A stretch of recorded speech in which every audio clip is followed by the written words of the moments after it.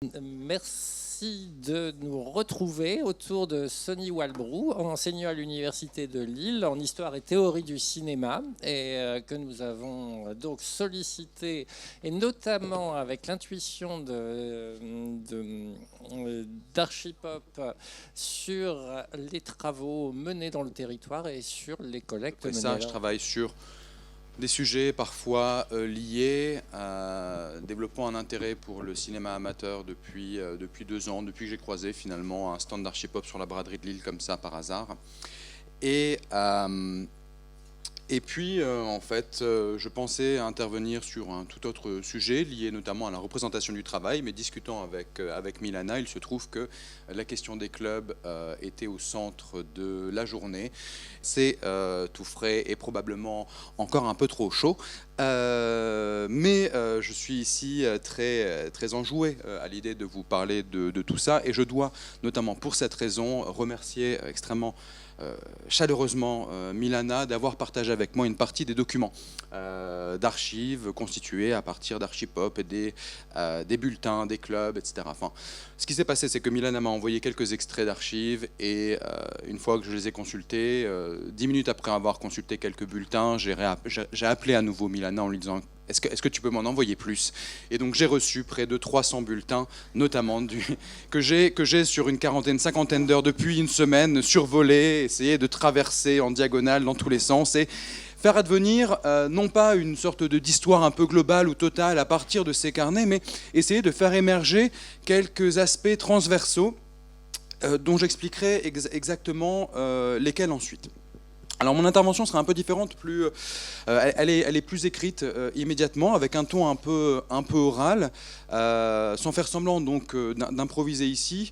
J'essaierai de suivre la ligne directrice un peu du texte, et puis effectuant ici et là quelques détours pour embrasser un extrait, une image ou une archive présentée ici au moyen notamment de cette petite télécommande. Comme je le disais, mon intérêt pour la pratique amateur est tout récent, en un sens même anecdotique, puisqu'il tient initialement au détour imprévu par l'un des stands de la braderie de Lille tenu par Archipop.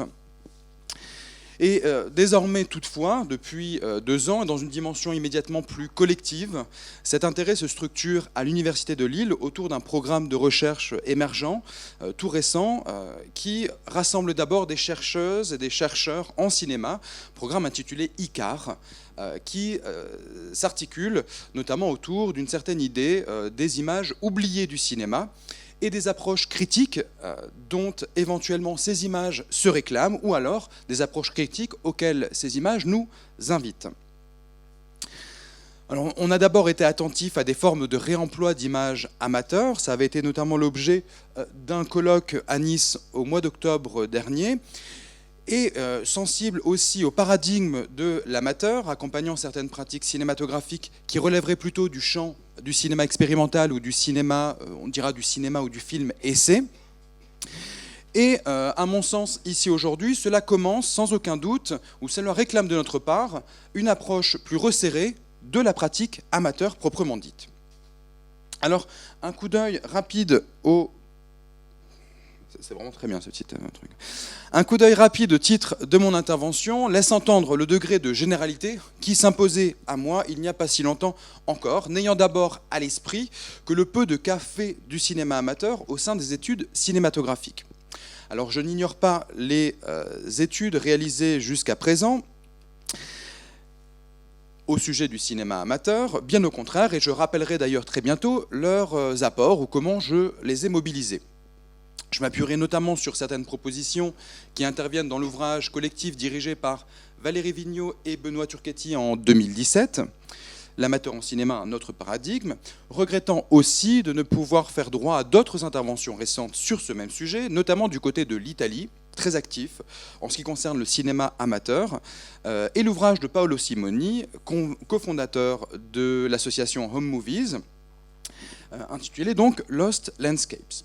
Alors ce qui m'intéresse, ou ce qui importe immédiatement, ce sont les questions posées plus généralement par l'étude ou à travers l'étude du cinéma amateur, questions posées au cinéma. Quels sont en quelque sorte les déplacements potentiellement impliqués par la pratique amateur dans l'appréhension des définitions possibles du cinéma, de ses images et de ses histoires. L'occultation du cinéma amateur, qui est d'ailleurs au centre du titre de ces rencontres, l'occultation du cinéma amateur des histoires du cinéma est actée, de même que les dénigrements dont il a fait l'objet sur le plan de la critique. L'historienne du cinéma Valérie Vigneault a noté, je cite, qu'à la fin des années 1950, on assiste à un renversement sémantique conduisant à la dépréciation du terme amateur, d'où l'usage aussi régulièrement du terme d'amateurisme. On peut, à titre d'exemple, indiquer brièvement le propos du critique des cahiers du cinéma André Bazin, qui, de retour du Festival international du film amateur à Cannes en 1952, voit, comme il l'écrit, son scepticisme transformé en pessimisme. En effet, a priori, Bazin n'apprécie pas le cinéma amateur et, a posteriori, il en est certain. Il écrit, je cite parce que je ne pense pas avoir mis non, il écrit, je cite, « Cette production est simplement catastrophique ». De même, il perçoit, dans les outrecuidances artistiques de certains films plus poétiques, je le cite à nouveau, une esthétique de professeur de dessin en retraite. Non seulement cette production lui semble in fine vaine, mais en plus se rapproche-t-elle du film publicitaire. En effet, la maîtrise technique des moyens du cinéma dont les films amateurs font bien preuve côtoie le néant artistique de la publicité.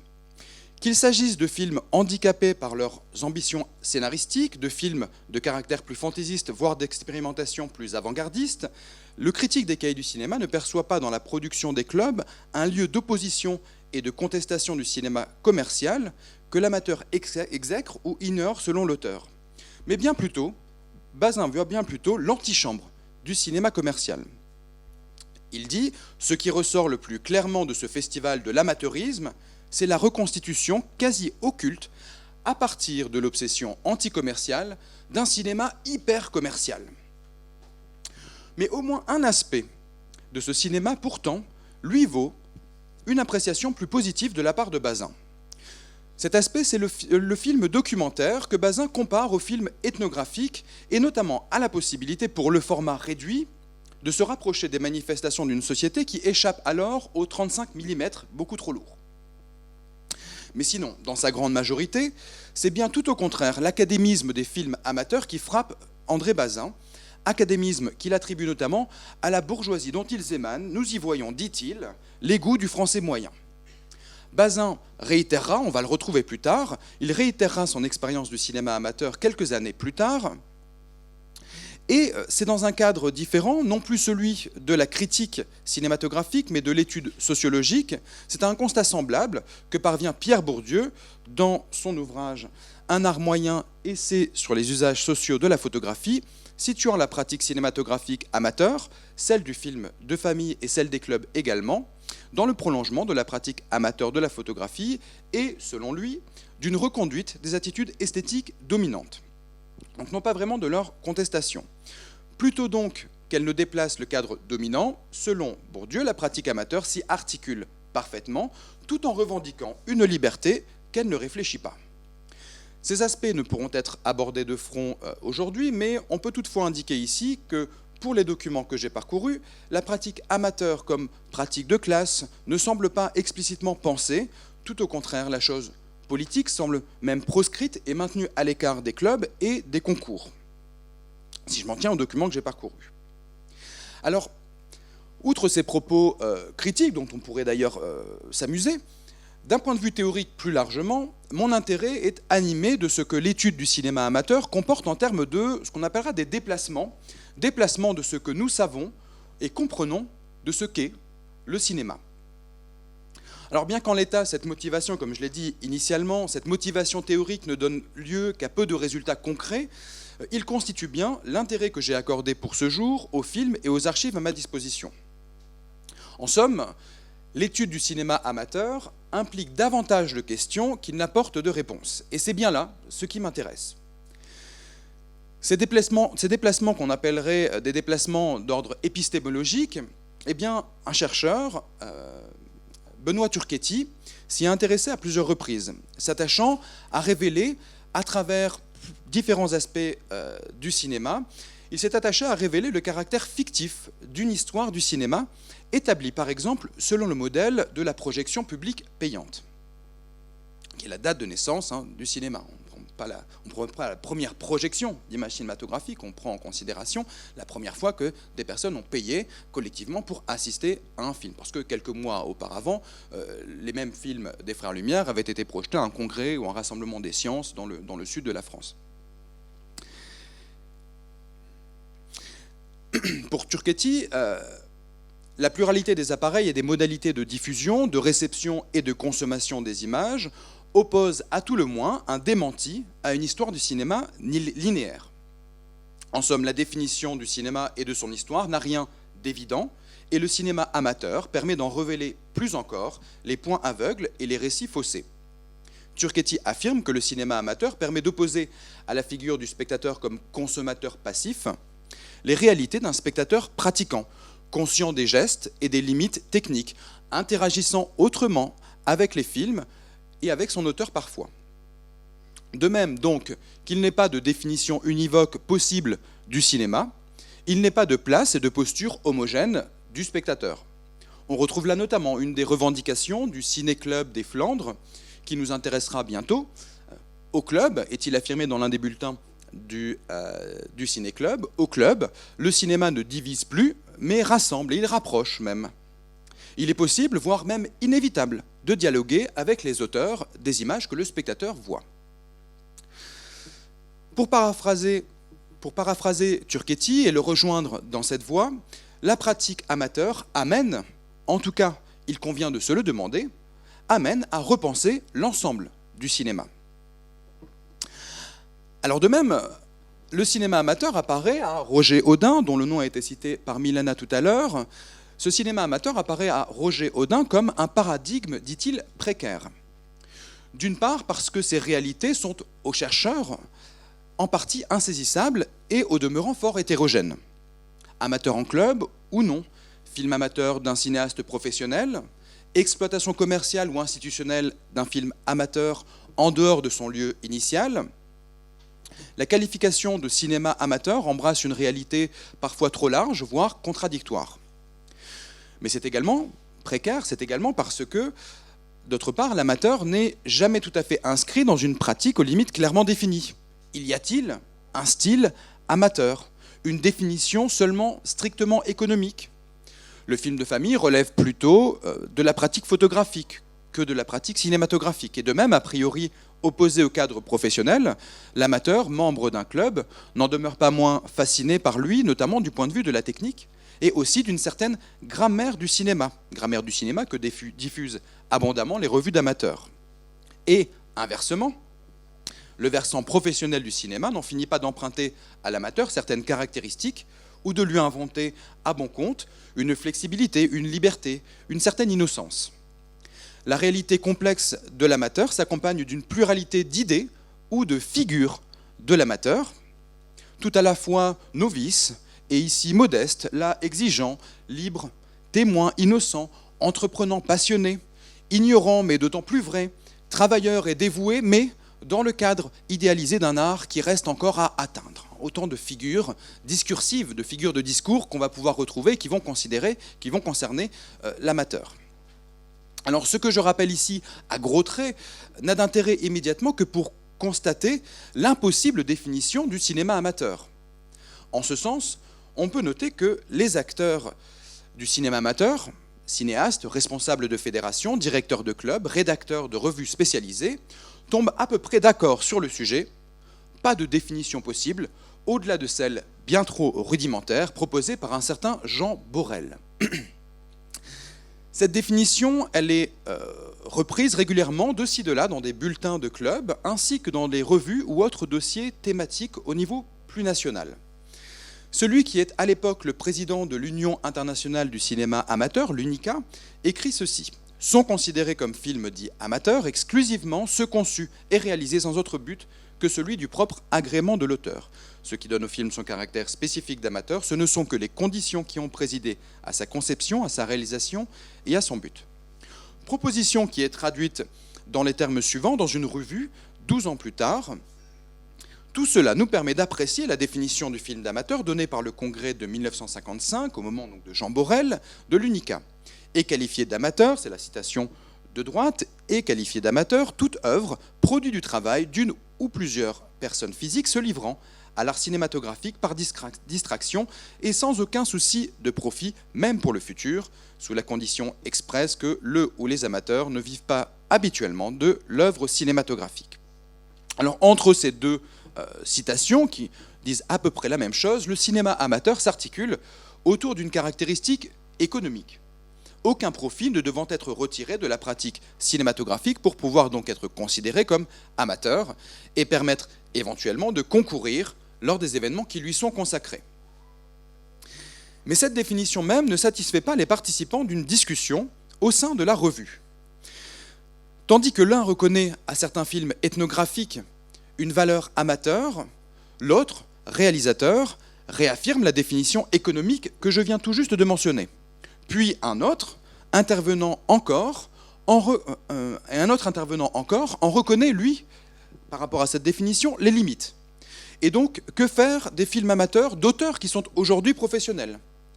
Et Jean Vigo, avec À propos de Nice. Alors dans ce cas, où est la limite? Mais ne peut-on reconnaître à l'amateur une liberté qui échappe aux professionnels? Je résume un petit peu les 4 pages de discussion.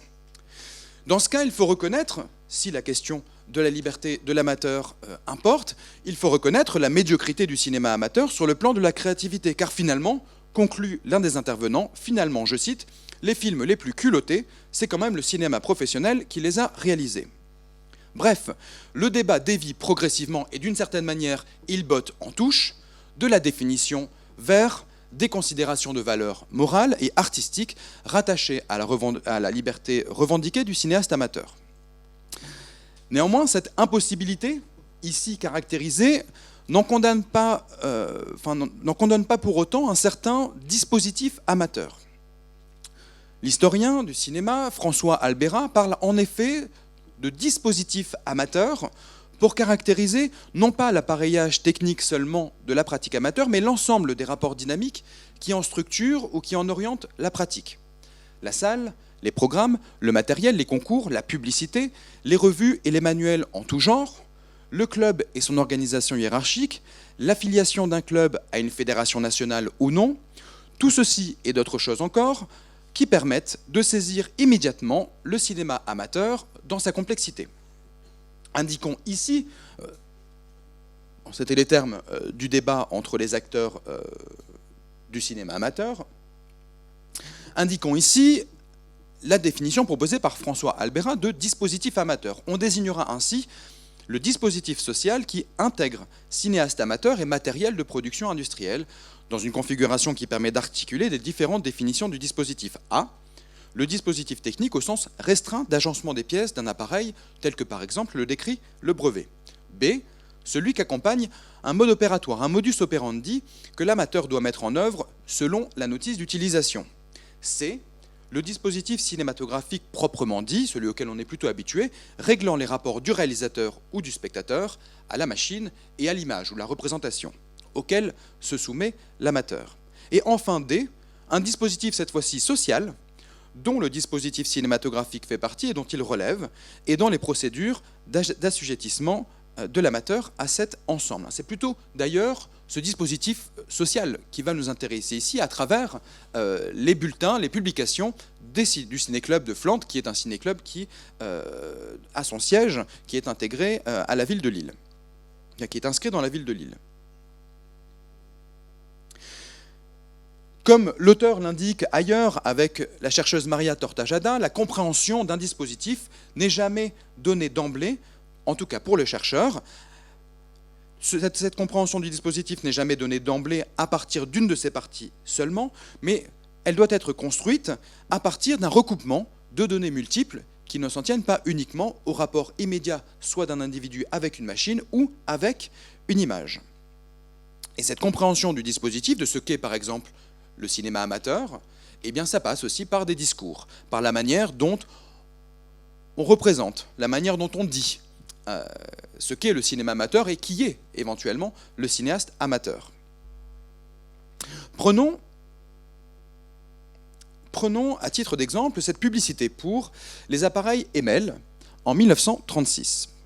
Afin de gagner un voyage en Amérique en première classe, est-il souligné, il est demandé aux amateurs, et exclusivement les amateurs, de réaliser et de faire parvenir un film.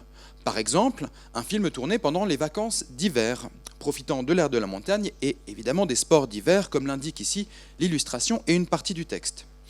Mais cette annonce prend également soin de souligner qu'il n'est pas besoin de réaliser de films compliqués. Pas de films recherchés ni savamment montés sont ici nécessaires.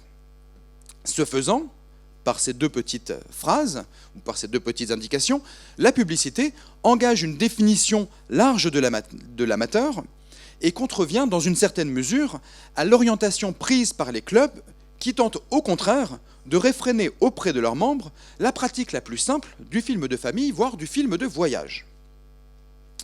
De même, l'arrivée du format Super 8 favorise un usage plus immédiat du matériel technique, voire même un effacement des procédures techniques au profit du seul enclenchement et déclenchement. Le discours publicitaire en témoigne, celui de Kodak, ouvrez, chargez, filmez. Et ce slogan de Kodak notamment ne manque pas d'engager en retour la prose de certains amateurs s'inquiétant de ce que le savoir technique participe pourtant bien de l'art cinématographique et s'amusant ironiquement de ce qui reste encore aux cinéastes à faire. Recommandant donc d'attendre avant d'acheter une caméra Super 8. Ici, l'auteur de la tribune, il s'agit notamment d'un amateur cinéaste rennais, dont les propos sont cités ou récupérés par le Ciné-Club des Flandres. Il dit « Pourquoi, amateur, n'attendrais-tu pas encore un peu ?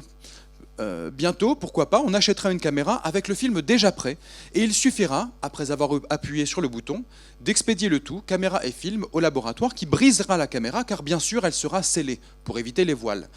Traitera ton film, le montrera et te l'expédiera.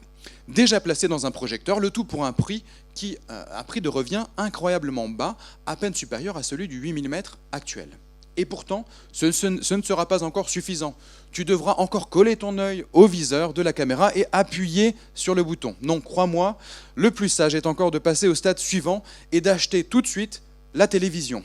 Là, tu n'auras plus qu'un seul bouton à presser, et encore, nul ne t'oblige en effet à arrêter ton poste. Pourquoi ne le laisserais-tu pas allumer en permanence? C'est la voie de la sagesse. Alors c'est dire ici très rapidement deux choses. D'une part, les développements technologiques déterminent en partie une pratique cinématographique. Les développements technologiques infléchissent des gestes, des habitudes, des manières de penser la pratique cinématographique, et donc impliquent des représentations de ce qu'est un amateur. Et d'autre part, ces développements techniques initient des réactions ou des formes de résistance locale qui reconsidèrent en retour certains aspects de cette même pratique et de ce qui la fonde ou la motive. Autre et dernier exemple, participant du dispositif amateur, on peut citer très rapidement la télévision.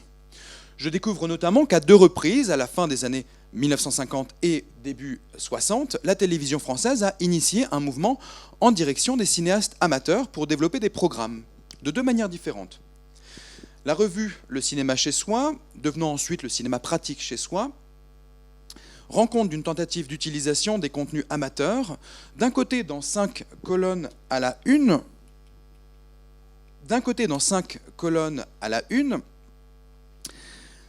de Pierre Lazareff, et de l'autre dans le programme Le Critérium du cinéma amateur, initié par le cinéaste Marcel L'Herbier. Alors dans le premier cas, c'est un échec, et Lazareff affirme que la médiocrité du contenu reçu l'emporte sur ce qu'il pensait et projetait au départ de découvrir la nouvelle avant-garde cinématographique. À la place, il découvre un cinéma de famille, de voyage, au mieux un cinéma très conventionnel. Ils finissent donc par renoncer. Dans l'autre cas, Marcel L'Herbier décide, lui, de ne pas diffuser les films dans leur entièreté, mais uniquement des extraits, les plus intéressants, qu'il dégage alors généralement d'une situation mélodramatique à peu près inutile, dit Marcel L'Herbier. Donc L'Herbier prend des films que des morceaux, que des extraits qui lui semblent les plus intéressants, et puis de tous les décors, de tout le fatras un peu mélodramatique, de tout ce qui lui semble trop conformiste, eh bien, il fait fi. Entre les deux programmes, entre celui de l'Herbier et Lazareff, dont je ne trouve aucune trace au passage, non seulement, donc, à travers ces deux programmes, non seulement nous avons une mise en avant du cinéma amateur, mais également une certaine idée du cinéma amateur, idée plus ou moins déçue et plus ou moins préconçue, certainement. Alors, ces questions de dispositifs amateurs, elles m'intéressent notamment car cette approche révèle que des éléments d'une pratique sont structurants, qui ne peuvent être déterminés a priori seulement théoriquement, mais nécessitent qu'on y regarde de plus près. Alors, j'ai tenté d'y regarder de plus près, et notamment à partir des bulletins du CCDF, Ciné-Club des Flandres, en accordant une attention particulière à la manière avec laquelle certaines idées du cinéma, ou certaines idées de cinéma, parcouraient l'ensemble des bulletins qui courent de 1937 à 1972, si mes souvenirs sont bons, ayant peu dormi. Donc j'ai accordé une attention particulière à la manière avec laquelle des idées de cinéma, ou certaines idées de cinéma, parcouraient l'ensemble des bulletins. Ce qui s'y révèle, je crois, c'est le rapport cinéma amateur, cinéma professionnel, comme ce que j'appellerais ici de manière un peu trop élaborée, mais une ambiguïté structurante. Alors pourquoi ambiguïté structurante? Car le cinéma professionnel est rejeté en certains de ses aspects, mais en même temps, il est convoqué par d'autres de ses aspects. L'un d'eux, notamment, reconnu par le club comme étant du cinéma d'avant-garde. Et donc d'un côté, on rejette le cinéma professionnel, mais en même temps, on récupère d'un certain cinéma professionnel, et pas le plus courant d'ailleurs, certaines caractéristiques qui ont trait, notamment, à ce qu'on a appelé à l'époque l'avant-garde, qui est un cinéma d'invention formelle, un cinéma de déplacement des codes ou de déplacement des normes, qui invite à penser autrement le montage, l'éclairage, et qui invite même à penser autrement la narration, le récit d'une histoire. Le Ciné-Club des Flandres émerge à la fin des années 1930 et dès ses débuts, il initie des échanges avec le Club des amateurs cinéastes de France et notamment avec Pierre Boyer, qui joue un rôle de premier plan dans l'émulation et dans la diffusion du cinéma amateur, au moins au niveau national. Pierre Boyer est lui aussi cinéaste amateur et il est l'éditorialiste récurrent de la revue Ciné Amateur. À intervalles réguliers lors des premières années d'existence du club, il participe activement aux séances de projection.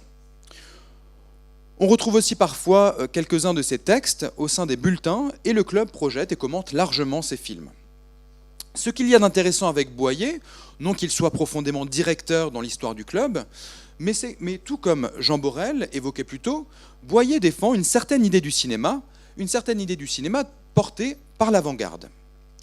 À plusieurs reprises, lorsque des noms de cinéastes reconnus comme professionnels interviennent, tant dans les bulletins que dans les revues, aussi bien au cours des années 1930 qu'au cours des années 1960, il s'agit, à titre d'exemple, de Germaine Dulac, de Louise Buñuel, de Jean Epstein, de Jean Cocteau, de l'allemand Walter Ruttmann, du russe Dzika Vertov, de Léopold Survage et plus tard, du Canadien Norman McLaren ou du Français Jean Rouch. Autrement dit, des cinéastes qui, indépendamment de leur appartenance au cinéma expérimental, d'animation, documentaire ou même ethnographique, des cinéastes qui se trouvent déjà à la marge du cinéma dit professionnel. Non seulement les œuvres sont convoquées dans les bulletins, elles sont parfois projetées en séance comme source d'inspiration du cinéma amateur, mais les propos même des cinéastes apparaissent également sous la forme de citations dans plusieurs numéros.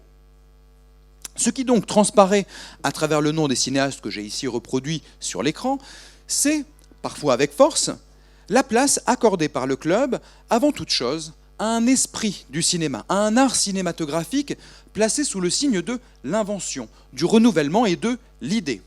À un art qui ne revendique pas simplement la bonne captation d'une chose ou d'un événement, mais l'expression visuelle appropriée d'un sentiment ou d'une émotion. D'un cinéma qui développe un rythme et, à minima, revendique une approche personnelle du cinéma. Au sein du Ciné-Club des Flandres, jamais n'est rejetée l'une des catégories du cinéma amateur. Ni la chanson filmée, ni le film à scénario, ni le film de voyage et d'impression, ni le documentaire ou le reportage, ni le cinéma d'animation, voire encore la recherche dite cinégraphique. Mais ce qu'il importe, quoi qu'il en soit, de respecter, avant même la perfection technique dans la réalisation, c'est bien l'expression cinématographique d'une idée ou d'un sentiment. Et cette poursuite d'un art cinématographique constitue bien le sujet de plusieurs textes au cours des années d'existence du club. Dès le numéro 5 de ce qui s'appelait, du bulletin qui s'appelait au départ l'Iris, pour quelques numéros en 37, Henri Soyer, fondateur du club, indique en guise de conseil pour tourner un scénario d'éviter les dialogues, car ce n'est pas du cinéma. C'est dans les 2-3 derniers points. Éviter les dialogues, car ce n'est pas du cinéma. Et en ce sens, d'inviter à essayer de tout exprimer en images. Cette ligne directrice que le club accorde à l'image, et qu'il a certainement en partage avec d'autres clubs, on le retrouve autrement formulé par Jean Borel, s'adressant ainsi en conclusion au club de Lille, plus généralement au club du nord de la France, et venant de citer 2 œuvres du cinéaste André Copin, dont je dirai quelques mots ensuite. Jean Borel écrit, à propos des films du club, du Ciné-Club des Flandres, de tels essais, et plus généralement des films des clubs du Nord, de tels essais montrent que l'expression cinématographique pure, débarrassée de toute matérialisation, n'est pas morte, et que le cinéma d'avant-garde existe encore, continuant, en dépit de tout, l'œuvre des Buñuel, des Germaine Dulac ou des Cocteau. Même si ces films ne sont pas des réussites complètes, même s'ils ne plaisent pas à tout le monde, ils n'en prouvent pas moins que l'esprit de recherche est toujours vivant et que ce sont ces œuvres qui nous ouvriront les voies du cinéma de demain, du cinéma art, bien entendu le vrai, celui qui s'écarte délibérément de la photo animée ou du cinéma professionnel. Le cinéma qui se considère en soi-même comme une expression de la pensée humaine, comme un moyen de transport d'une idée, d'une sensation ou intellectuelle ou artistique. Dès 1936, dans Ciné Amateur, Robert Catu intitule un article « Avant-garde, où es-tu ?», appelant, à partir des exemples de l'avant-garde littéraire, appelant à une mise en crise du modèle cinématographique dominant par la pratique amateur. On évoque alors, je cite, un cinéma pur, qui soit moins un style en soi qu'une recherche de qualité proprement cinématographique, donc non empruntée au théâtre, à la photographie, à la littérature, à la peinture, pire, à la carte postale ou aux actualités filmées. Michel Servan affirme ainsi, en février 1933, toujours dans Ciné Amateur, « Peu me chaud que vous fassiez du documentaire ou que vous tourniez un scénario si vous faites du vrai cinéma. » Et qui dit vrai cinéma entend cinéma pur. Au Ciné-Club des Flandres, sous la plume du président d'honneur du club alors, Georges Ninive, ce dernier réaffirme, dans un éditorial consacré aux tendances actuelles du cinéma amateur, à la suite du concours national de 1952, il réaffirme la voie par trop ignorée du cinéma pur. Il y faudrait alors, dit-il, une catégorie consacrée. Cette catégorie, ce serait celle du cinéma pur, où le metteur en scène est totalement maître de son expression. Ses essais, où rythme, couleur et son, sont à l'avant-garde du cinéma de demain. Georges Ninive est notamment le réalisateur d'un film abstrait, remarqué dans les concours, principalement composé de formes géométriques, film intitulé « Impression de jazz ». Alors, il ne s'agit pas ici de savoir si oui ou non le Ciné-Club des Flandres a réalisé un cinéma d'avant-garde, mais il s'agit plutôt d'essayer de saisir comment une certaine idée du cinéma, caractérisée notamment par les avant-gardes cinématographiques des années 1920 et 1930, comment donc une certaine idée du cinéma détermine les rapports des directeurs et des membres importants du club au cinéma plus largement, et à la mission qu'ils se donnent à travers le club. Et à travers la voix des présidents successifs ou des membres ayant obtenu une reconnaissance, se fait jour, via l'idée de l'avant-garde, l'exigence d'un cinéma débarrassé de ses habitudes professionnelles et donc commerciales, l'exigence d'un cinéma qui parte de l'amateur pour atteindre au but qu'il s'était donné dans les années 1920. Donc le spectre de l'avant-garde s'oppose en ce sens à la qualification d'un cinéma professionnel que le commerce et l'industrie réduisent à produire des œuvres standardisées, normées et conventionnelles. En ce sens, l'avant-garde apparaît comme le cinéma en germe au cours du muet, puis entravé par l'industrialisation galopante du cinéma, et donc l'avant-garde est un cinéma encore à venir. Et c'est en quelque sorte la quête artistique du cinéma dit d'avant-garde que la pratique amateur doit reprendre pour elle à son compte. Et cet idéal d'ailleurs résonne avec celui du cinéaste amateur, il s'agit notamment d'un idéal d'autonomie, d'où seul peut surgir l'invention, y compris dans la précarité des moyens techniques. C'est ainsi tel que le formule le cinéaste et pour un temps membre du club Albert Pierru, qui, quant à lui, bénéficiera d'une reconnaissance internationale pour ses films sans caméra qu'il réalise à l'instar de Norman McLaren. Il est, Pierru, l'une des fiertés du club, l'un des grands représentants du souci du club accordé au rythme et à l'art dit cinégraphique. De Pierru, cinéaste amateur boulonnais, enseignant d'anglais, je n'ai vu seulement qu'un film produit, ensuite par Pierre Braunberger, à la suite notamment du succès des films amateurs de Pierru en Amérique. Il s'agit en l'occurrence du film Surprise, alors j'allais dire Surprise Boogie, mais il est boulonnais, donc bien français, donc on dira Surprise Boogie, dont je vous propose ici un extrait.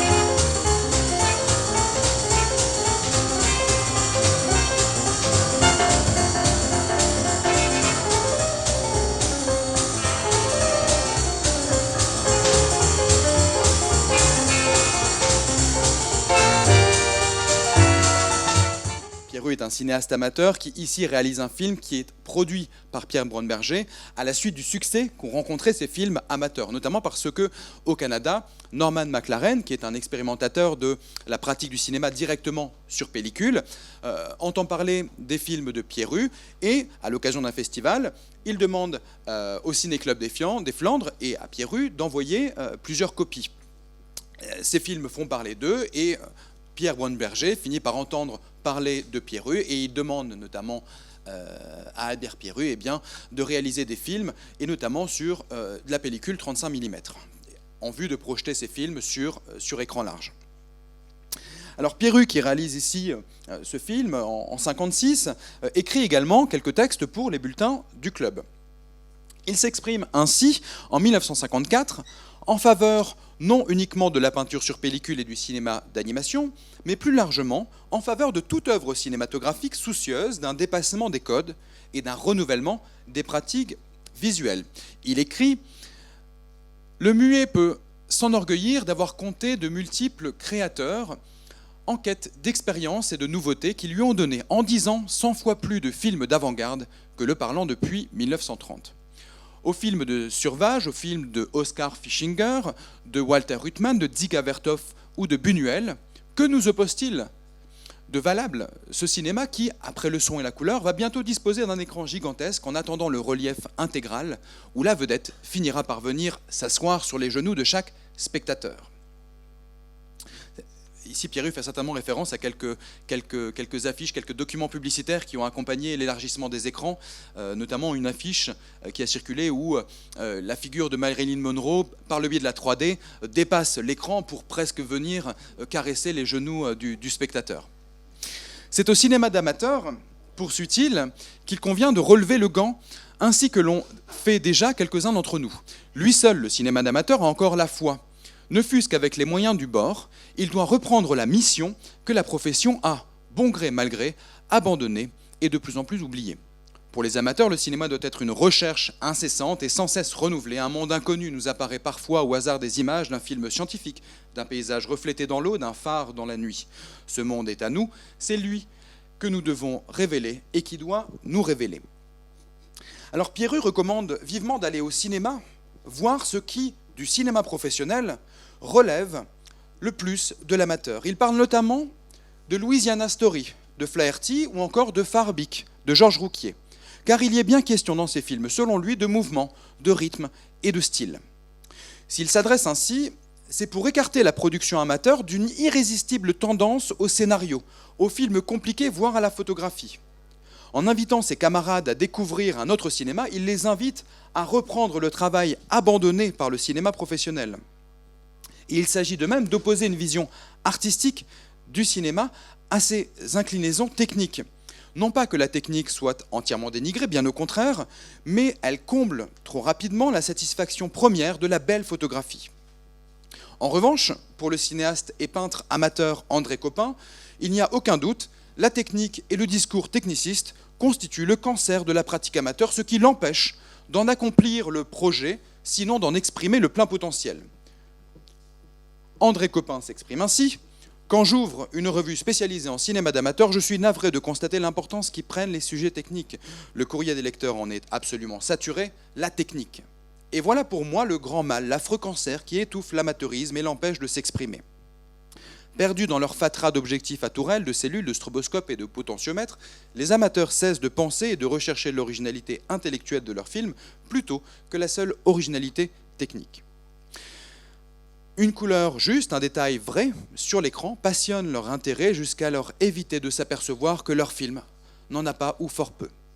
Nos gens, Eldorado du dimanche de Marcel Carnet, amateur. À propos de Nice de Jean Vigo, amateur. Entr'acte de René Clair, amateur.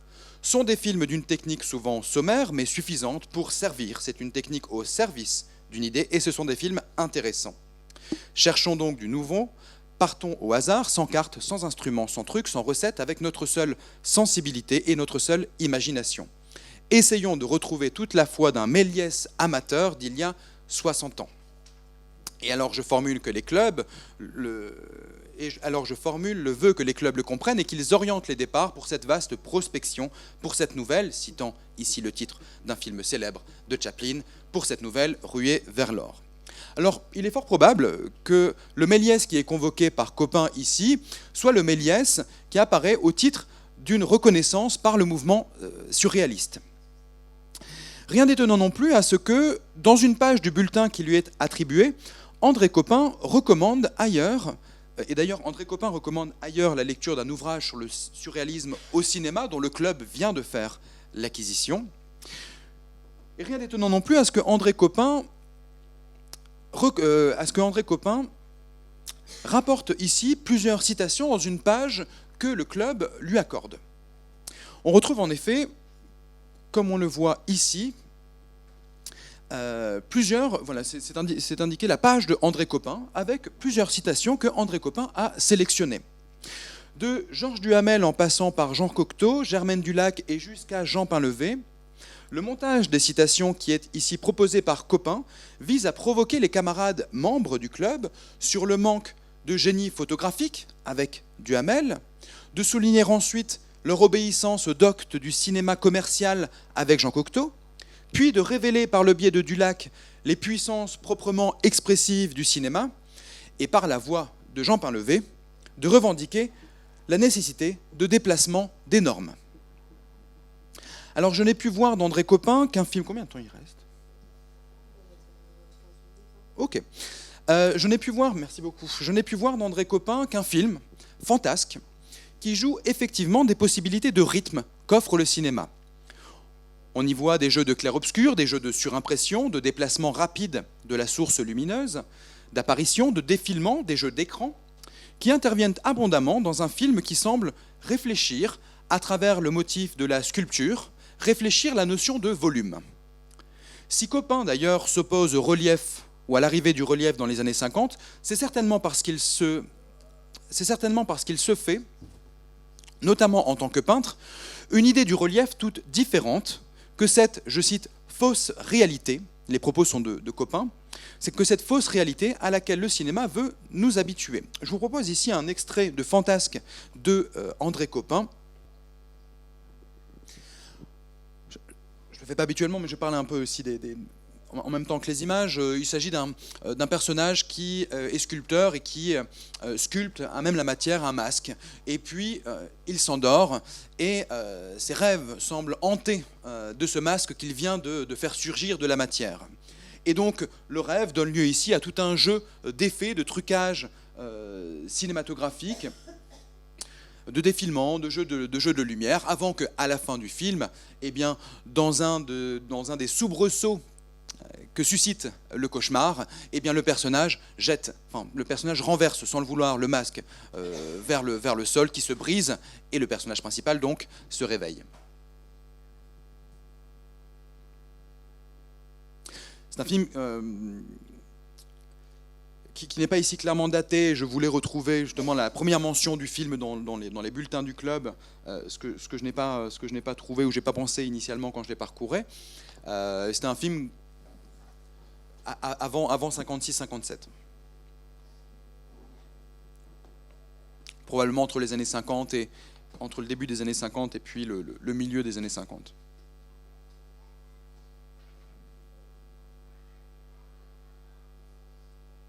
Et on se retrouve clairement ici par le travail du montage, par le jeu sur la déformation des figures, par des jeux de clair-obscur, de modification ou de déplacement léger de la source lumineuse, sur quelque chose qui a trait à ce qu'on a pu nommer le plaisir visuel de l'image cinématographique. Pas uniquement le plaisir de la chose reproduite sur l'écran, mais le plaisir même du regard, le plaisir même de ce que le cinéma provoque au regard, provoque à celui qui regarde les images. Une certaine confusion parfois, un sentiment de vitesse, un sentiment de perte de repère. C'est en tout cas, semble-t-il, ce que André Copin ici cherche à atteindre. Alors on peut noter que de manière générale, chaque projection d'un film nouveau ou ancien d'André Copin donne toujours à peu près lieu à des commentaires relativement similaires. Toujours on souligne la perfection esthétique et technique des films, et toujours on avoue le dénuement devant le sens qu'il conviendrait d'accorder aux images lorsqu'elles ne convient pas tout simplement au malaise. Sans bien savoir si Copin ne s'amuse pas tout de même un peu de telles provocations esthétiques, je crois néanmoins qu'elles participent d'une certaine idée non plus seulement de l'image cinématographique, mais plutôt une idée de son expérience ou une idée de sa réception. Il me faudrait parcourir à nouveau l'ensemble des bulletins pour me faire une idée meilleure de ce qui peut être dit, et de l'expérience de spectateur en particulier, mais surtout d'une expérience cinématographique à un niveau plus théorique. Au fond, le club a-t-il, de même qu'une idée des images, le club a-t-il une idée de l'expérience du cinéma, c'est-à-dire une idée de l'expérience spectatorielle, qu'elle soit instruite, ronflante, engagée, érudite, etc., etc. C'est notamment sous la plume du membre du club, Philippe Giraud, qu'une certaine idée, pour ne pas dire théorie, du spectateur se fait jour, par le biais notamment des travaux tout récents de l'Institut de filmologie. Il s'agit en effet, l'Institut de filmologie, d'un projet interdisciplinaire s'intéressant spécifiquement aux phénomènes cinématographiques depuis des perspectives différentes et universitaires, ce qui est très nouveau à l'époque, fin des années 40, début des années 50. Et Philippe Giraud évoque en ce sens le nom de Gilbert Cohen-Ca. Et Giraud conclut l'un de ses textes en identifiant dans l'expérience cinématographique une capacité de déplacement ou de dérangement qu'il énonce ainsi. Et en définitif, n'est-ce pas la fonction propre du cinéma, art de mouvement et de la vie, de susciter en nous des réactions proprement vitales, primitives, existentielles, réactions faites de sympathie, de crainte, d'angoisse et d'amour. Bref, tout un jaillissement humain totalement étranger à l'ordre du rationnel, du prévu et du conformisme. La même année, Giraud, inspiré des propos de Lucien Sève au sein de la filmologie, rédige un texte intitulé « Qu'attend le spectateur ?» Toujours pour le bulletin du club. Sans aucun doute, ce sont les valeurs de choc et de négation qui s'imposent contre une tendance quasi naturelle au conformisme. Contre cette tendance naturelle au conformisme, il faut constamment sortir le cinéma de ses gonds et par là même tirer le spectateur de ses habitudes, de sa torpeur, car le cinéma semble un renouvellement en puissance des manières de voir. Selon Giraud, je cite, « Le spectateur attend des chocs. Il attend que, sans crier gare, le cinéma soit le contraire du cinéma. » c'est ce qui ne se produit jamais. L'art en apparence le plus mobile, le plus jeune, par conséquent le moins enchaîné par les traditions et les définitions, est en réalité un art spontanément conventionnel, jusqu'à nouvel ordre. Personne ne semble s'apercevoir qu'il y a d'autres cinémas possibles. Et cette notion de choc n'est pas seulement esthétique. C'est par des négations absolues qu'un art se maintient en vie, par elle aussi que l'esprit conserve son élasticité. Or, par une défavorable fidélité à soi-même, rien qui sclérose autant l'esprit que le cinéma. Choc, attention, recherche, telles sont, semble-t-il, les trois notions qui traduisent sur le plan du film, du spectateur et du cinéaste, l'originalité d'un cinéma encore épars au milieu d'une masse filmique que Giraud rappelle ici déconcertante. Alors si j'indique pêle-mêle les auteurs et parfois les revues, les dates également, c'est parce qu'il semble que cette question de l'avant-garde détermine une constante, parfois souterraine, des enjeux esthétiques et artistiques de la production du Ciné-Club des Flandres. On la retrouve d'ailleurs souvent en creux du constat fait par les auteurs du niveau qualitatif, soit plus que médiocre et souvent stagnant de l'ensemble des films, tant à l'échelle nationale qu'à celle du club. Tandis que les membres semblent perdre de vue le cinéma comme art, alors un éditorial ou la projection d'une série de films significatifs s'impose, rappelant le cap fixé dès les débuts du club. Une autre de ces constantes qu'il importerait par la suite de suivre et qui n'est pas sans lien avec l'avant-garde, c'est l'attention régulièrement accordée au cinéma documentaire, qu'on distingue par ailleurs, à l'époque, dans le club, de l'approche didactique du sujet, en la mêlant à la qualification de reportage et parfois de film d'impression. On pense notamment aux films de Georges Dumortier, qui reviennent régulièrement à ce sujet, et principalement un film intitulé, que je n'ai pas vu, Contemplatif et n'hésitez pas si vous l'avez, qui s'intitule notamment Contemplatif et apôtre en 1950. De même, il est souvent question des films de Jean Rattel, et plus précisément de Taureau et Torero en 1955. Et c'est notamment ce dernier film, Taureau et Torero, qu'André Bazin remarque lors de sa deuxième expérience de cinéma amateur. En effet, en février 1957, soit 3 ans après sa première critique, Bazin, en quelque sorte, transforme l'essai. Rien n'y fait, la valeur esthétique du cinéma amateur n'a d'égal que sa liberté, elle est en réalité nulle, sinon de courte portée. À l'exception des possibilités documentaires du cinéma amateur, rien de ce qui est montré lors du gala parisien ne le convainc. Pire, je cite, « Ces amateurs feraient de très acceptables professionnels. Le meilleur est que je vois mal ce qu'ils apporteraient, je ne dis pas même de neuf, mais de non rétrograde.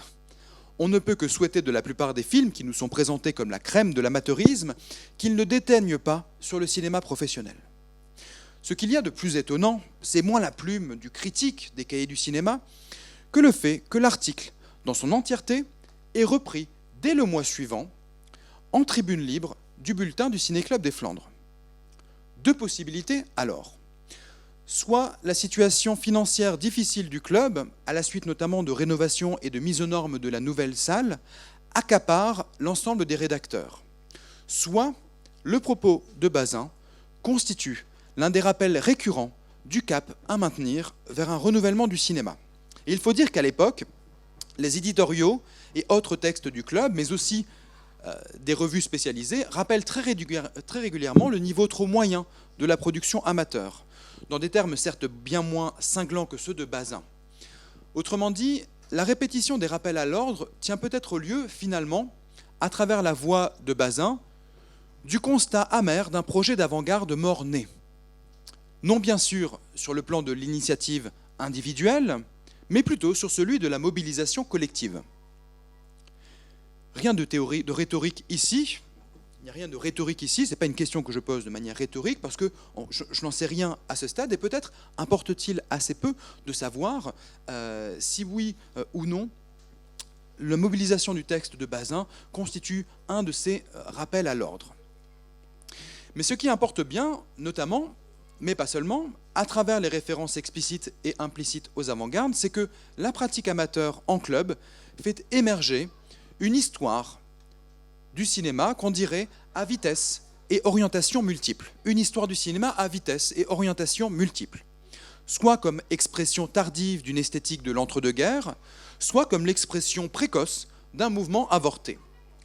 Entre les deux, il convient de bien saisir que les idées ou notions d'avant-garde ne sont pas tout à fait transportées telles quelles au sein du ciné-club, et qu'au passage, quelque chose, notamment du contenu politique, par exemple du surréalisme, vacille ou disparaît. De ces confusions de l'histoire du cinéma, il peut en être question de même au sujet du cinéma documentaire, dont quelque chose déjà du cinéma qu'on dira ensuite direct et léger se joue dans des termes différents dans la production des clubs.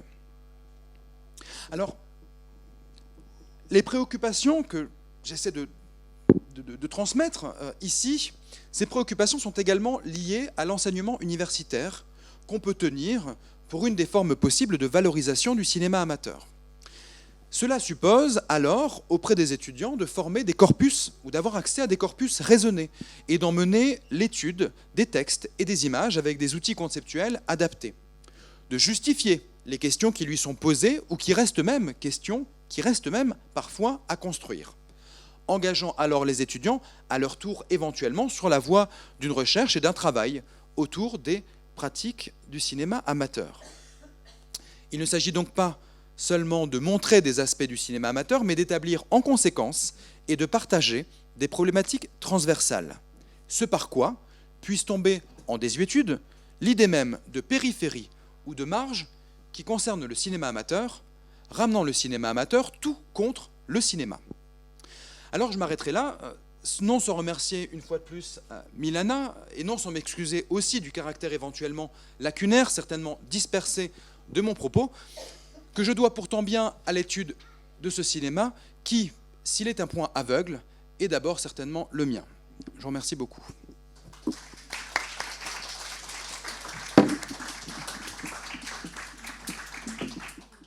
Merci beaucoup, Sony. Est-ce que quelqu'un a des questions ?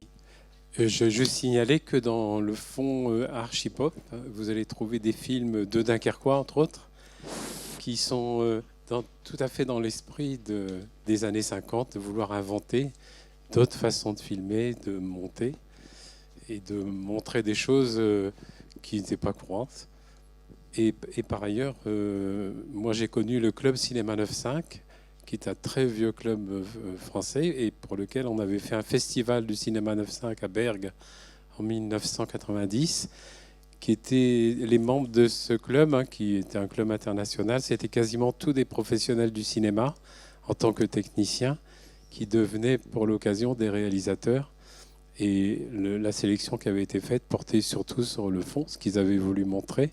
Et il y avait pas mal de films humoristiques qui avaient été faits par ces amateurs.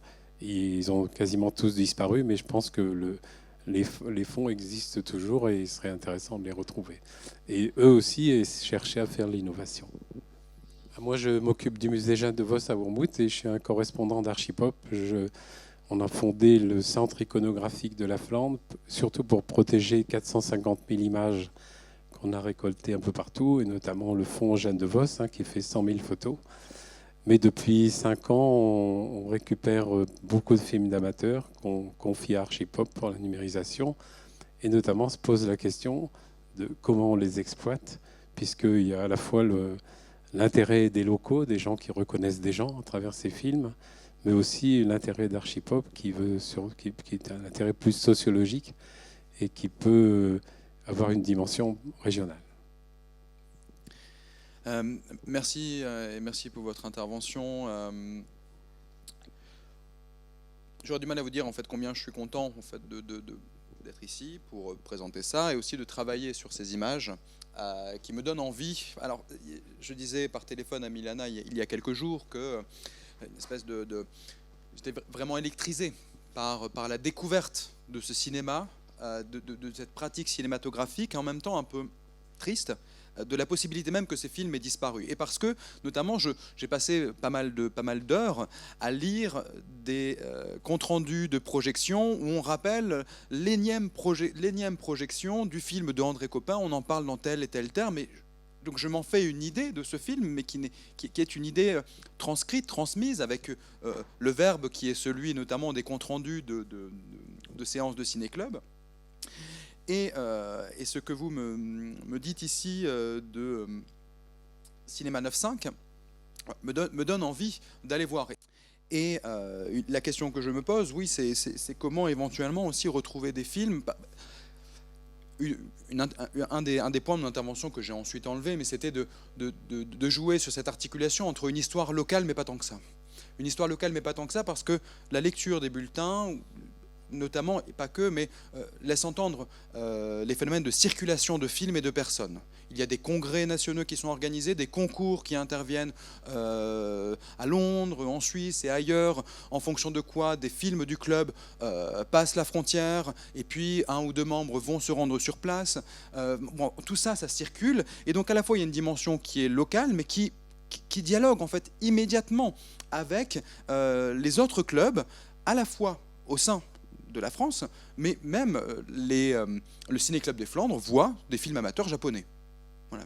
Parce que via leur affiliation à la Fédération nationale, eh bien, ils ont accès à une cinémathèque de films qui leur permet, selon les conseils, eh bien, de présenter aux membres du club tel ou tel film dont on a entendu parler dans tel concours, etc. Et donc, en réalité, le club est immédiatement ouvert. Donc, c'est à la fois une histoire locale, mais qui permet d'attester de phénomènes de circulation des images.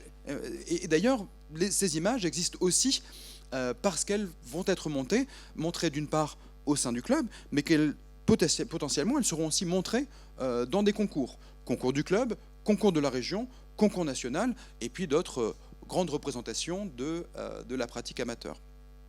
Donc en fait, je ne fais ici que vous répondre en disant que je prends bien note ce que j'ai fait de Cinéma 9.5 et des exemples de Dunkerque pour en profiter à mon tour. Bonjour, merci pour cette conférence très intéressante. Et je me posais la question parce que nous, à Saint-Étienne, on a donc des bulletins qui s'appelaient Travelling, qui sont assez succincts. J'ai l'impression qu'ils étaient beaucoup plus fournis, ces bulletins des Flandres là. D'un bulletin à l'autre, on peut passer d'une dizaine à une vingtaine de pages.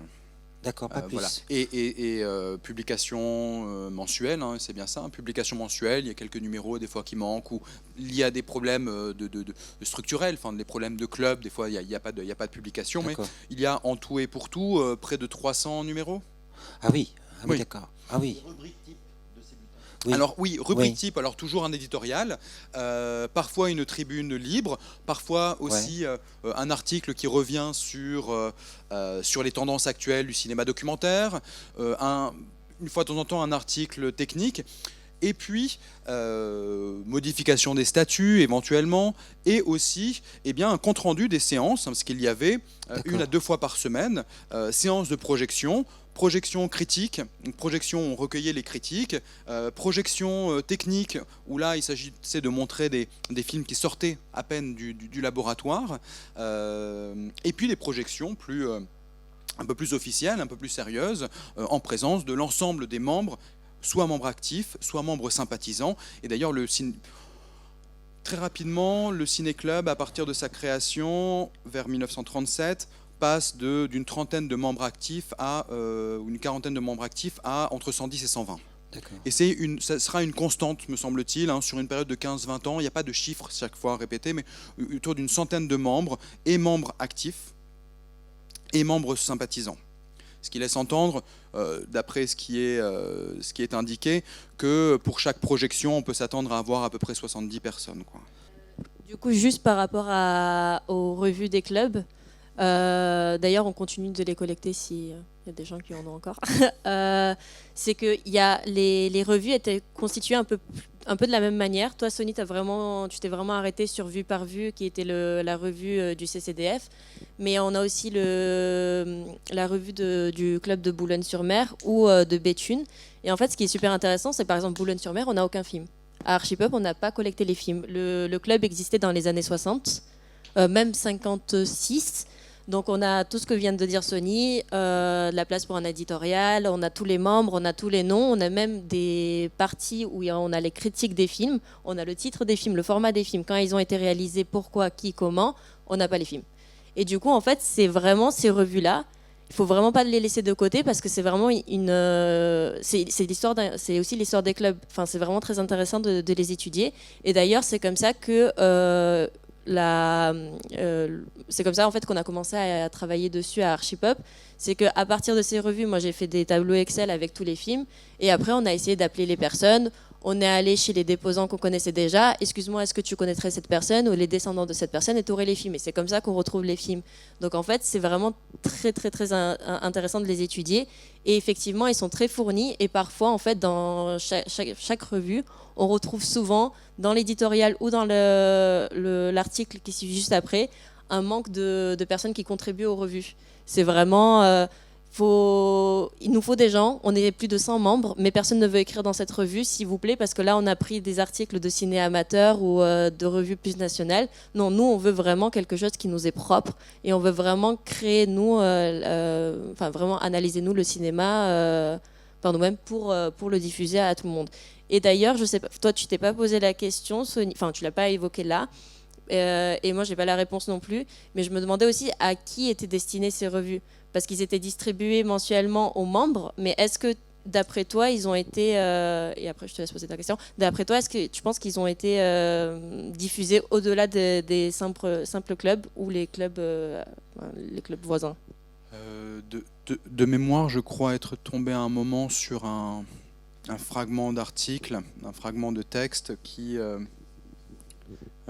parlait d'un changement d'adresse ou qui... Voilà, donc je crois que c'est envoyé aux membres actifs, sympathisants, membres, je sais plus ce que ça s'appelle. Peut-être au-delà, en fonction de qui le veut, qui le souhaite, mais dans les clubs, on sait ça, la diffusion. Pour moi, la diffusion n'est qu'aux membres des clubs. Et à l'époque, une copie était envoyée à la fédération. Donc un exemplaire. Pour mémoire, voilà. D'accord. Voilà. Ouais. C'était une diffusion très restreinte. Oui, je l'imaginais bien comme ça, en effet. Et je pensais aussi à la fédération, peut-être pour bibliothèque aussi. Peut-être pour bibliothèque, parce qu'en l'occurrence, le bulletin des ciné-clubs de France cite des bulletins d'autres ciné-clubs. Oui, c'est ça. Donc ce qui laisse entendre qu'ils y ont accès. Oui, voilà, il y avait un accès, on pouvait... qu'on puisse contenir, lire ce qui s'était écrit dans les autres clubs, quoi. Voilà. Mais c'était ces CDF, c'était des plus pointus à l'époque. Je les ai fréquentés un peu plus tard, dans les années 64, 65. J'étais tout jeune des cinéastes et je rasais les murs parce qu'il y avait des pointures. Donc j'avais été voir un peu ce qui s'y passait. C'était à l'époque à Lille, place Vanacker, au cinéma de l'Union. Enfin, c'est là que se faisaient les réunions. Beaucoup de gens faisaient du 16 mm déjà. Et moi, j'attaquais avec une caméra 8 mm muette, bien sûr. À l'époque, il n'y avait pas de son sur le 8. Voilà. Mais ça me fait plaisir parce que, oui. En fait, je n'ai qu'un rapport textuel très, très archivistique avec le club, mais néanmoins, on peut percevoir des rapports un peu de tension ou des figures un peu dominantes, un peu tutélaires du club, me faisant me dire ça devait quand même pas toujours être facile pour les nouveaux arrivants, et avec des éditos qui aussi tapaient sur les doigts de qui faisait mal la critique, et il y a vraiment ce que je voulais souligner, que je l'ai pas fait ici, il y a une sorte d'éthique de la critique, vraiment un modèle, déontologie de la critique ça doit être aussi le cas pour d'autres clubs, mais dans ce club-là, régulièrement, on rappelle qu'il est très important de mener la critique des films, mais de le faire de telle sorte que ça n'empêche pas, ou que ça ne bloque pas, quoi. Ça, voilà. Il est indiqué que on a entendu dire que des membres n'osaient pas montrer leurs films parce que les critiques sont parfois trop virulentes. À l'époque, c'était mon cas. Ah, oui. À l'époque, c'était mon cas, oui. J'aurais une autre remarque. Sur le deuxième extrait, j'ai eu l'impression de voir un film de Valdelomar. Je ne sais pas si vous connaissez. Valdelomar, c'est un drôle de personnage. C'est un cinéaste d'avant-garde amateur, parce qu'il était tout seul, espagnol, qui a eu un prix à Cannes dans les années 60. Il est très peu connu en fait, hein. Il est très connu en Espagne, hein, et c'est vraiment, et ça ressemble beaucoup à l'esthétique de Valdelomar.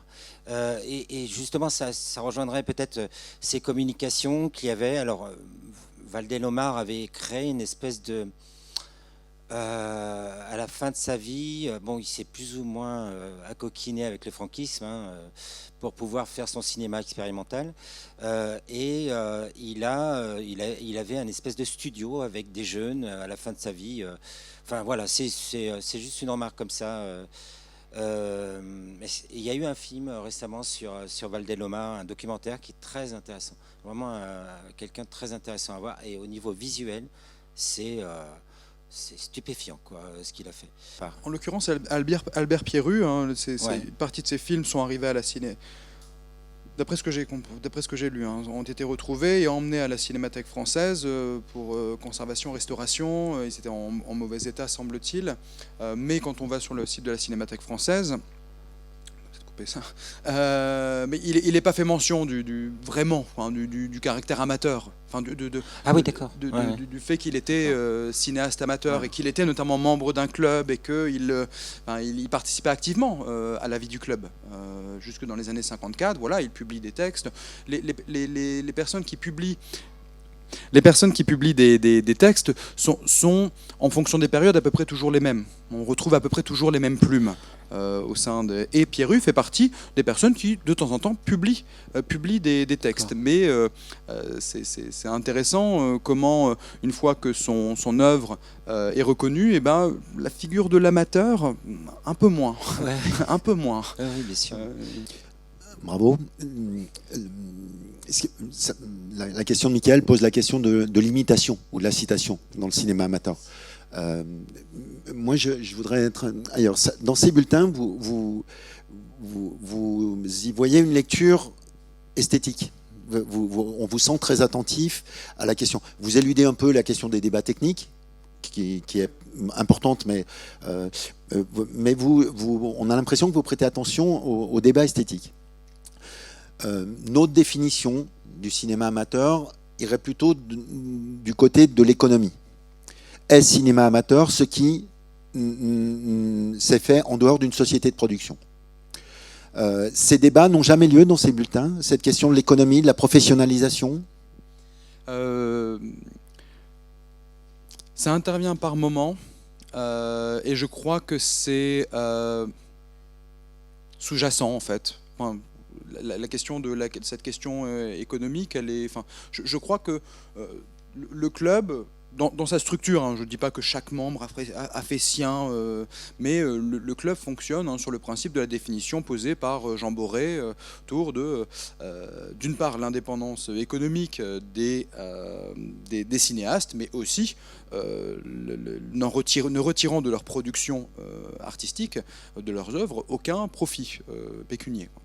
Mais alors moi, oui, pour rebondir sur un aspect de la question, oui, le versant esthétique m'intéressait. En fait, il m'intéressait, ce que j'essayais de soulever à la fin de l'intervention, il m'intéressait aussi pour l'étude du cinéma à l'université et sur des manières notamment de ramener le cinéma amateur auprès des étudiants et non pas comme... En fait, à propos de toutes ces histoires de cinéma amateur, il y a quelque chose qui parfois me fait peur, mais c'est au fond de constater la marginalité du cinéma amateur et néanmoins de continuer de l'étudier comme quelque chose de marginal, comme quelque chose qui serait parallèle au cinéma. Or, ce que je voulais trouver, enfin c'est pas ce que je voulais trouver au départ, mais ce qui me semble important à travers ces bulletins, c'est que le cinéma amateur est profondément cinématographique. Ou en tout cas, un de ces aspects se rattache à ce par quoi le cinéma notamment a été constitué au cours des années 20 et 30 ou reconnu en tant qu'art. Et c'est les Jamène du Lac, les Jean Epstein et tous ces auteurs qui sont apparus à un moment sur l'écran.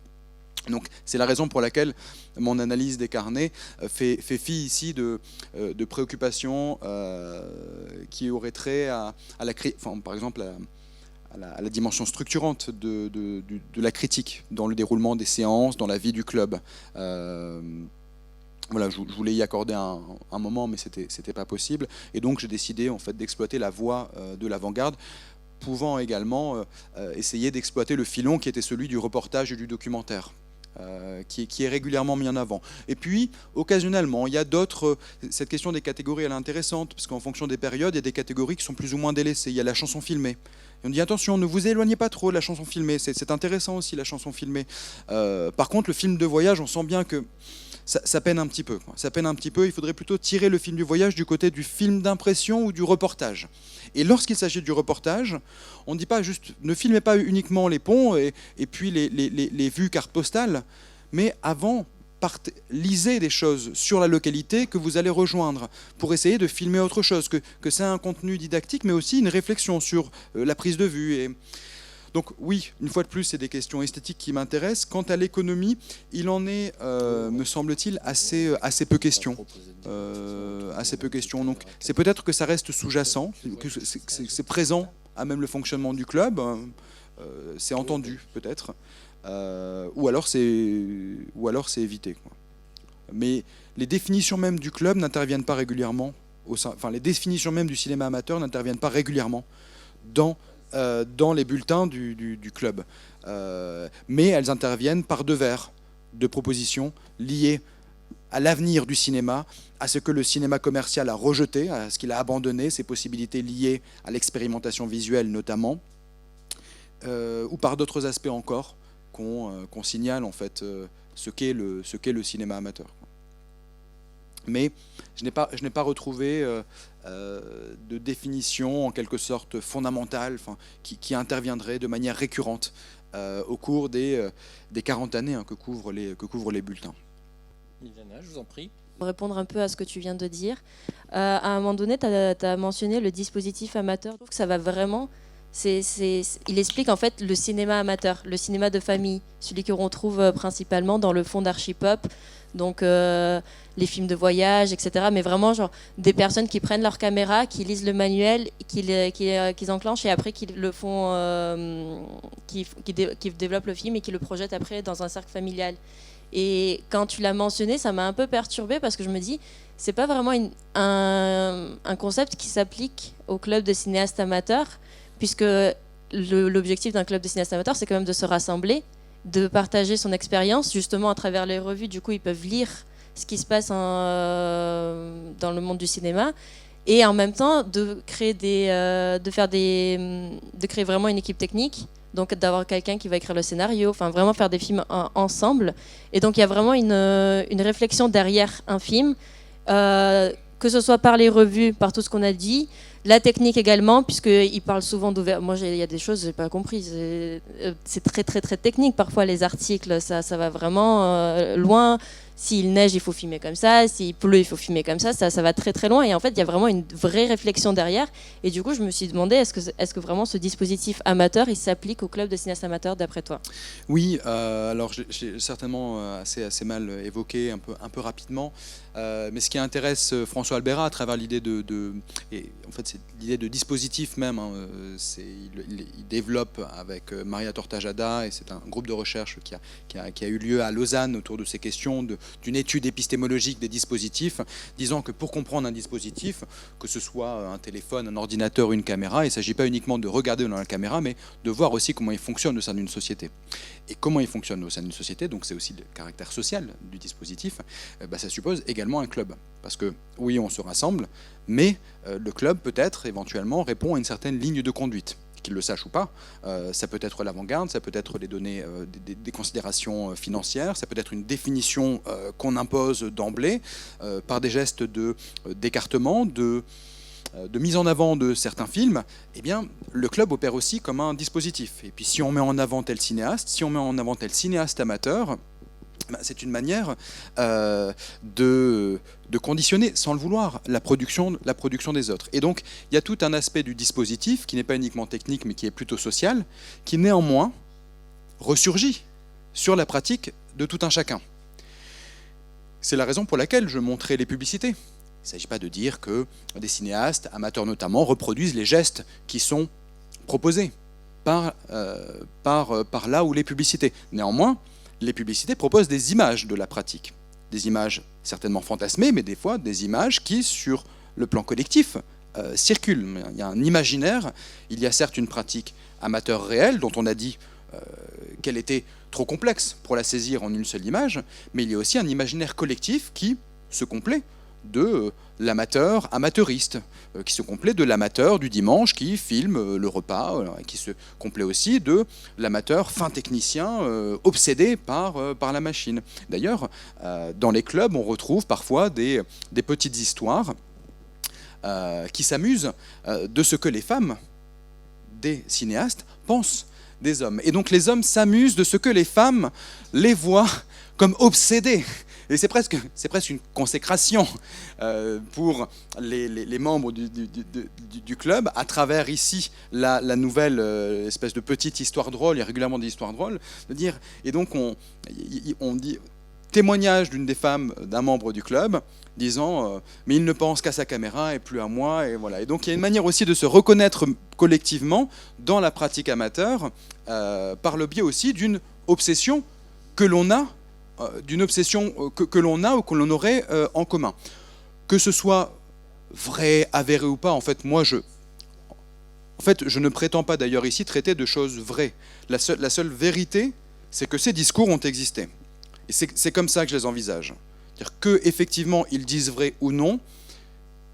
Qui suis-je, en fait, pour le dire ici, d'une part. Par contre, moi, ce qui m'intéresse, c'est qu'en tout cas, tel qu'écrit, tel que mis en forme, tel qu'il circule ou tel que c'est dessiné, ça existe. Et donc de cette image-là, de la figure de l'amateur ou de la figure de la machine qui apparaît, j'avais d'autres images. Il y a des fois des dessins, des caricatures aussi qui interviennent dans les bulletins, pour indiquer, des fois il y a une petite caricature qui intervient. Voilà.